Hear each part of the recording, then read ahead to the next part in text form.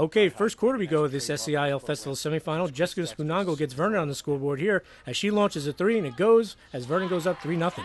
And Vernon takes a 5-0 lead here. Jess Spunongo hits this little runner in the lane for the Vikings. But Alana Donadio cuts Vernon's lead to 5-3 when she goes off the glass here for three from the top of the key for the Wildcats. Kellyanne Bowman of Vernon makes it 7-3 here. She hits the little baseline jumper for the Vikings. But watch this great pass from Alana Donadio. She finds Nicole Armstrong down low for this easy bucket as the Wildcats take a 7-5 lead. And the Wildcats not to score at 9-9 here as Nicole Armstrong works the offensive glass as she hits the putback for the High Point Wildcats. But Jessica Spunongo of Vernon caps the low-scoring first half here when she hits this little shot in the paint to make it 13-11 at the half. Vernon. Okay, let's go to the third quarter, and Alana Donadio nails this short little jumper for the Wildcats to make it 14-13. And Jessie Essler makes it 16-13 here after she drains the long jumper from just inside the arc after a quick pass from Alana Donadio.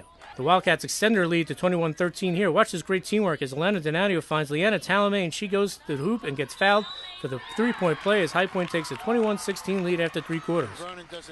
And Corey Van Orden of High Point cans this three-pointer here to make it 24-18 for the Wildcats. Now watch Alana Donadio who finished with 14 points with this beautiful drive and dish to Leanna Talamay as High Point takes a 26-18 lead. And Donadio keeps it herself here with this nice drive to the hoop to put High Point up 10, 28-18 early in the fourth quarter. But Vernon keeps fighting, and watch Brittany S. bury this long-distance try to make it 30-25 with just under a minute left in the game.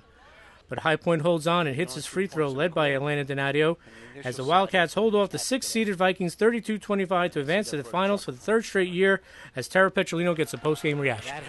After going into the locker room down 13-11 at the half, High Point knew it had some major adjustments to make.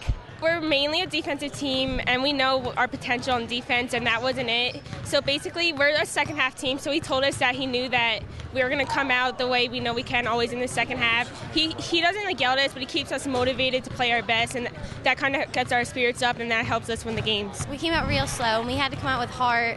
We're not going to win without heart. We had to dive on the ground. We had to get more balls. We weren't making our shots. We were like 1 for 10 from the foul line. It was the little fundamentals that we had to come out, and we had to make better. I told the girls probably what Hope what Elena said too is that they want it more than us right now. They beat us to every ball. They executed their game plan.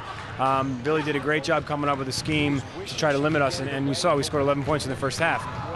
Just a matter of us missing some foul shots, and I think the bottom line was that was a team that was more hungry than we were for the first 16 minutes. Headed into the fourth quarter with a lead, the High Point Wildcats offense finally starting to click. We weren't up by that much, so we wanted to waste the clock to help us win through the victory. So we just held the ball when we had, and we wanted to waste as much time as we could to pull it through. We're so close, and we want to win that festival so bad. We want to rematch with whoever we want to be in the finals. You have to come out with heart. You have to work hard every day, practice, whether it's here. Just can't give up. No, I was never confident until the final horn sounded. Like I said, they have the ability to shoot the ball from all over the place. They made a big three towards the end there. We had a kid in their face, and no, I was never confident. I felt a little better about our team just because we got some stuff in transition. We finished some layups. We ran our offense better than we did early on. So I had a little more confidence, but I knew it was going to go down to the wire.